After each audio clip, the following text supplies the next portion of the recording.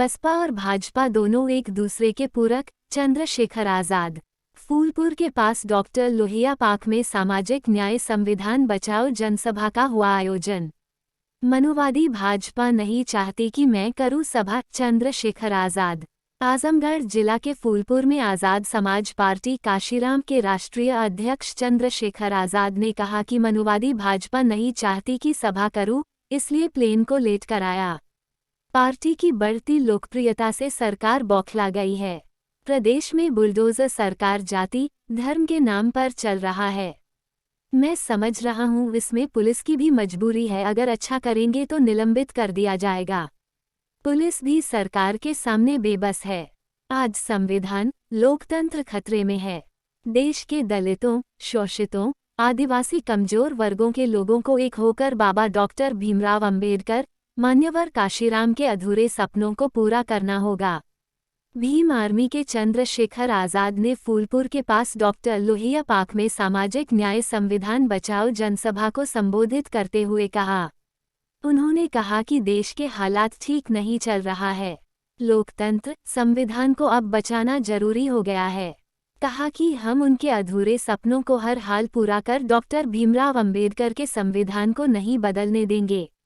सामाजिक न्याय संविधान बचाओ जनसभा का मतलब ही यही है कि सभी कमजोर वर्ग के लोगों को एक साथ होकर सत्ता पक्ष में बैठे ऐसे लोगों को कुर्सी से उतार कर फेंक दें, जिनसे देश को खतरा हो गया है। जब तक सत्ता का घमंड तोड़ेंगे नहीं, तब तक हम संघर्ष छोड़ेंगे नहीं। प्रदेश के मुख्यमंत्री अब दलित सम्मेलन करना शुरू कर दिए हैं। वही दलित समाज को मारकर लटका दिया जा रहा है। इस पर मुख्यमंत्री के मुंह से एक शब्द नहीं निकला। मिट्टी को 5 बार सजदा करने वालों से आज उनसे सर्टिफिकेट मांगा जा रहा है। पूंजीपतियों से कोई सवाल नहीं किया जा रहा है। शोषण हमेशा कमजोर लोगों का होता है। हमें एकजुट होने की जरूरत है। उन्होंने कहा कि इसी जिले में रोनापार गांव है, यहाँ दलित और मौर्य दंपति की हत्या कर दी गई। केशव प्रसाद मौर्य जी आए, लेकिन आज तक घटना का खुलासा तक नहीं हुआ। फिर दोबारा केशव प्रसाद लौटकर नहीं आए। उन्होंने कहा कि इस सम्मेलन में विलंब से आने का कारण है हमारे साथ षड्यंत्र रचा गया। उन्होंने बताया कि इसे लेकर 1.5 घंटा लेट प्लेन उड़ने का आदेश दिया गया, जिससे कि उनकी रैली कामयाब न हो सके। उन्होंने बसपा, सपा और कांग्रेस पर भी जमकर निशाना साधा। इस मौके पर प्रदेश अध्यक्ष सुनील चित्तौड़, महासचिव डॉक्टर मोहम्मद आकिब, अब्दुल्ला खान, विनय, अवनीश निगम, चंद्रजीत, सूबेदार, लॉटन राम, कैलाश आदि लोग रहे। ताज़ा तरीन खबरों के लिए जनहितकारी न्यूज़ 24 को सब्सक्राइब, लाइक और शेयर जरूर करें। मध्य प्रदेश और राजस्थान का चुनाव डिक्लेयर हो जाएगा। अचानक से चुनाव डिक्लेयर हुआ और 29 तारीख में ही हमारे गठबंधन के साथियों ने एक रैली जयपुर में रख ली। अब मेरे पास ये रास्ता था कि पहले मैं यहाँ आऊं या जयपुर जाऊं। आप तो इस बात को जानते हैं कि अभी मैं कुछ दिन पहले गोरखपुर आया था। जब भी आपने मुझे बुलाया मैं आपके बीच आया, लेकिन जयपुर के साथियों की उम्मीदें थी कि वहाँ इलेक्शन है, आप वहाँ रैली में समय दें। मैंने भरसक प्रयास किया, तमाम साधन संसाधन लगाए और बहुत मेहनत करके मैं वहां से 4 बजे एयरपोर्ट आ गया कि किसी भी दिन तक 6 बजे तक आपके बीच चला आऊंगा। लेकिन आपके जानकारी के लिए बता दूं कि जयपुर एयरपोर्ट अडानी जी के पास है और आप जानते हैं अडानी जी मुझसे कितना प्यार करते हैं। अडानी जी के मित्र मुझसे कितना प्यार करते हैं। उन्होंने एक नया टैक्स लगाया है कि जो भी व्यक्ति उड़ेगा उसको इतने पैसे देने ही पड़ेंगे। हमने पैसे भी जमा करा दिए, उसके बाद भी उन्होंने क्लियरेंस नहीं दी। 1.5 घंटा उन्होंने मुझे वहां प्लेन में बिठा के रखा। 1.5 घंटे बाद वो जानते थे कि आज फूलपुर की धरती पे आपने जो सैलाब इकट्ठा किया है, जब उसकी तस्वीरें जाएगी तो स्थापित दलों की नींवें हिल जाएंगी। बहुत सारे लोगों की नींद हराम हो जाएगी। जो अपने आप को इस प्रदेश का नेता कहते हैं, उनकी रातों की नींदें उड़ जाएंगी। इसलिए जानबूझ के षड्यंत्र करके मुझे रोका गया और मेरे साथी निराश हो रहे थे। मैंने उनसे कहा निराश मत हो, उत्तर प्रदेश के तो मेरे साथियों निराश हो, नहीं बनता निराश होने का। मैं आपको पूरी जिम्मेदारी से कह रहा हूं, मैं 25 तारीख को चुनाव खत्म हो जाएगा, मैं आपको वचन देके कह रहा हूं, मैं दिसंबर के महीने में फिर लौटूंगा आपके बीच। और मैं एक और वादा आपसे कर रहा हूं, अपने नेताओं से भी कर रहा हूं, वो बहुत मेहनत करते हैं कि यहाँ 2024 का पूरे देश में लोकसभा का चुनाव खत्म होगा।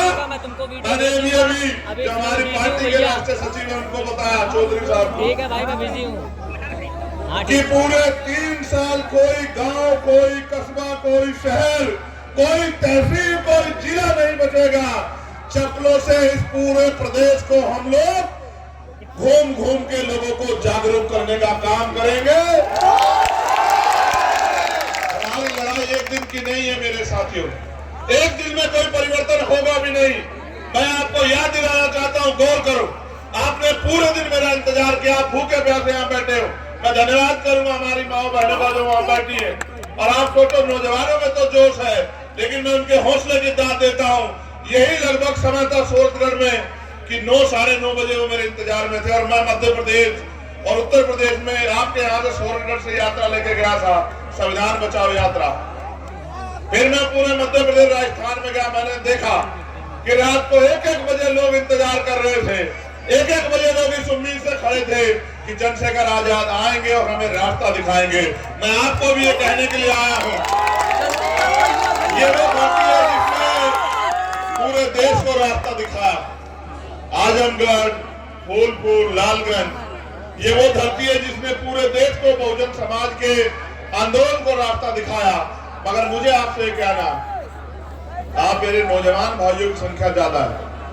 जब राजतंत्र था देश में, तब राजा महाराजा और उनके जो मंत्री थे वो बैठ के निर्णय लेते थे कि जनता पे किस तरह से राज करना। हमारे महापुरुषों के संघर्ष के कारण इस देश में लोकतंत्र आया, और लोकतंत्र का मतलब ये है कि जनता द्वारा जनता का शासन, सरकार को चुनने का। पहले रानी के पेट से राजा पैदा होता था, लेकिन अब राजा पैदा करने की ताकत आपके वोट में है। इस वजह से अगर राजतंत्र में हमें दूसरे संचालित करते थे, मैं समझ सकता था, लेकिन लोकतंत्र में भी हमारे ऊपर दूसरे लोग राज करें, तो ये बड़े सोचने का विषय है कि कहीं ना कहीं हम कमजोर हो रहे हैं, या फिर हम अपनी जिम्मेदारियों को नहीं समझ रहे हैं। ये उत्तर प्रदेश है, और उत्तर प्रदेश में क्या हो रहा है ये आपको जानना पड़ेगा। उत्तर प्रदेश के मुख्यमंत्री अभी और जो बात मैं कह रहा हूं डंके की चोट पे कह रहा हूं, वो दलित सम्मेलन कर रहे हैं। चुनाव आ गया है, दलित सम्मेलन कर रहे हैं, लोकसभा का चुनाव नजदीक लग रहा है। और जब वो दलित सम्मेलन कर रहे हैं, मैंने परसों पूछा, मेरठ में एक दलित समाज के व्यक्ति को मारकर एक अपराधी ने लटका दिया, और पुलिस को फोन करके कहा कि मार के लटका दिया, लाश ले जाओ। मैंने मुख्यमंत्री से आग्रह किया कि मुख्यमंत्री जी, आप ये बताओ अपने सम्मेलन में कि ये हमारी ऐसी सरकार है उत्तर प्रदेश में जहां दलितों को मार के लटकाया जाता है, इसलिए हम दलित सम्मेलन कर रहे हैं।